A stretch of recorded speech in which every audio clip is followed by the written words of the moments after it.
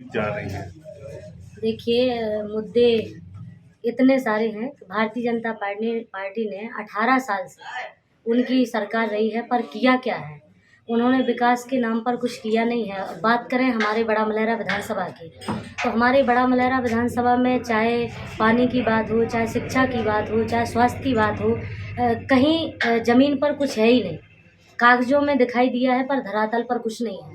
चाहे वो बांध की बात करते हों कि हमने पानी दिया, बक्सवाहा क्षेत्र पहले सूखा था 18 साल पहले, आज भी सूखा ग्रसित है, आज भी सिंचाई की वहाँ कोई व्यवस्था नहीं है। पहले असुविधाएँ थीं कि अस्पतालों में जो असुविधाएँ होती थी, आज भी वो असुविधाएँ हैं।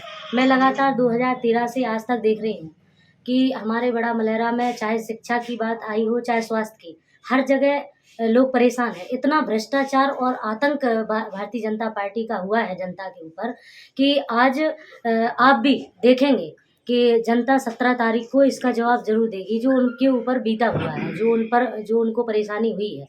किसान के मामले में कहें, आज की बात देख लें आप।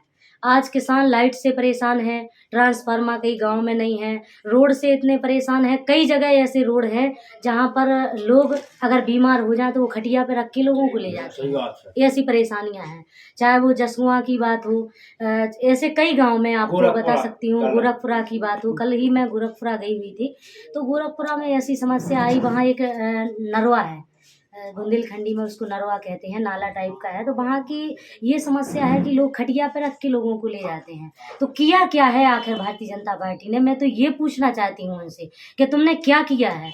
किसान लाइन पर खाद के लिए लग जाते हैं, जब उनकी खाद की बात आती तो वो लाइन पे लगते, जब उनके डीजल की बात आती तो वो महंगाई से परेशान हो जाते हैं, जब महिलाओं के गैस सिलेंडर की बात आती तो 1200 का सिलेंडर भरता है। तो आखिरकार, और जब चुनाव की बात आती है कि चुनाव के 2-3 महीने रह गए हैं, तो वो बहनों को लाडली बहन बना लेते हैं और पैसे डालने का काम करते हैं। आखिर तुमने क्या किया है प्रलोभन के अलावा? आज भी प्रलोभन का काम कर रहे हो, तो इसे विकास थोड़ी कहेंगे। तुमने तो हमारे बड़ा मलहरा में मैं एक और बताना चाहती, यहाँ भारतीय जनता पार्टी के 18 साल के शासन में जितने विधायक रहे हैं, यहाँ से मुख्यमंत्री भी चुने गए हैं, मंत्री भी यहाँ से चुने गए हैं। कई लोगों ने, यहाँ नेताओं ने गोद भी बड़ा मलहरा को लिया है, पर गोद लेकर के सीधे पत्थर से बड़ा मलहरा को मारा गया। हुआ क्या है बड़ा मलहरा में? कुछ हुआ ही नहीं। विकास कहीं नहीं है, विनाश जरूर हुआ है बड़ा मलहरा में। और अगर विकास की बात करें तो एक विकास हुआ, नारियल लिए, कहीं बांध के नाम पे, कहीं नहर के नाम पे, कहीं मंदिर के नाम पे, कहीं किसी स्टैचू के नाम पे, ऐसे इस तरीके से वो केवल नारियल फोड़े गए। और वो नारियल फोड़ने को विकास नहीं कहा जाता है, वो विकास थोड़ी हुआ है, विनाश हुआ है। ये वर्तमान समय में जो भाजपा प्रत्याशी हो पहले कांग्रेस में थे, कांग्रेस छोड़कर भाजपा में आए, भाजपा ने उन्हें खाद्य आपूर्ति निगम का अध्यक्ष बनाया, लेकिन किसानों को खाद नहीं मिल पा रही है। अभी चूंकि सीजन चल रहा है किसानी का, क्या कहेंगे? हाँ बिल्कुल, ये तो मैं आपके माध्यम से आप भी देख रहे हैं और जनता जनार्दन भी पूरी देख रही है, वो सब अच्छे से जानते हैं कि आज जैसे खाद की इतनी बृहद समस्या पड़ी हुई है। लोगों के मेरे पास फ़ोन आ रहे हैं, वो कह रहे हैं हम तो ललितपुर से लेने गए थे, कोई कहता हम टीकमगढ़ से लेने गए थे। तो जब हमारे यहाँ का कोई आदमी खाद्य आपूर्ति निगम का अध्यक्ष हो और वो जनता को यहाँ खाद नहीं मिल पा रहा हो, इससे ज़्यादा भ्रष्ट सरकार और कौन सी हो सकती है? हमें बताइए आप। इससे ज़्यादा भ्रष्टाचार और हो क्या सकता है कि हमारे ही घर में कोई बैठा हो खिलाने वाला और खाने के लिए मिल ना रहा हो? तो इससे ज़्यादा भ्रष्टाचार और क्या कहेंगे फिर से? आप लगातार अस्वस्थ रहने के कारण कई गांवों में नहीं पहुंच पा रही हैं।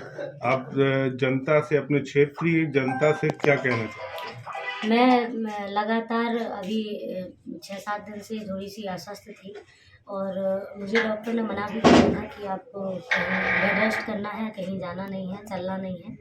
लेकिन चुनावी समय है और मेरी जनता जो है, माता-पिता, हमारे भाई-बहन, वो भी अच्छे से पूरे तरीके से समझ गए हैं, उनको मालूम चल गया है कि दीदी की तबीयत ठीक नहीं है।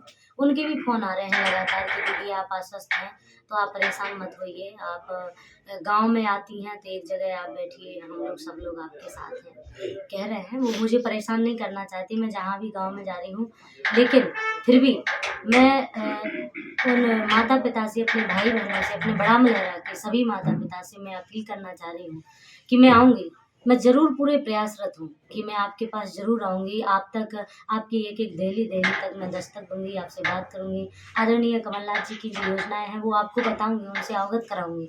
मैं चाह रही हूँ, लेकिन आश्वस्त होने मैं स्वस्थ नहीं हूँ इसलिए मैं ज़रूर कहना चाहूँगी कि अगर किसी गाँव में मैं नहीं पहुँच पा रही हूँ, मैं कोशिश तो पूरी कर रही हूँ, प्रयास पूरा कर रही हूँ, लेकिन फिर भी नहीं पहुँच पा रही हूँ, तो मेरी अपील है हाथ जोड़ के कि आप सभी लोग आप सभी लोग जानते हैं कि आज से नहीं, मैं लगातार चुनाव तो आज आ गया है तो मैं आप लोगों के पास आ जा रही हूँ, पर चुनाव के पहले मैं अपने माता-पिता के एक-एक घर में, एक-एक आंगन तक मैं पहुँची हूँ, मैं गई हूँ उनके पास, रही हूँ उनके घर में, मैंने भोजन उनके घर में किया है।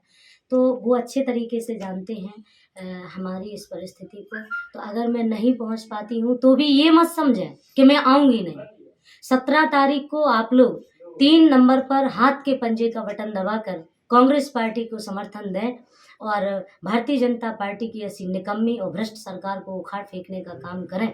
मैं आपको वचन देती हूँ, आपसे कह रही हूँ, आपकी बेटी, आपकी बहन ज़रूर आपके दरवाजे तक आएगी। मैं अपना जो मेरा लगातार आपके घर तक, आपके आंगन तक जो जाना है, मैं बिल्कुल उसे निरंतर जारी रखूँगी। मैं आप तक ज़रूर पहुँचूँगी।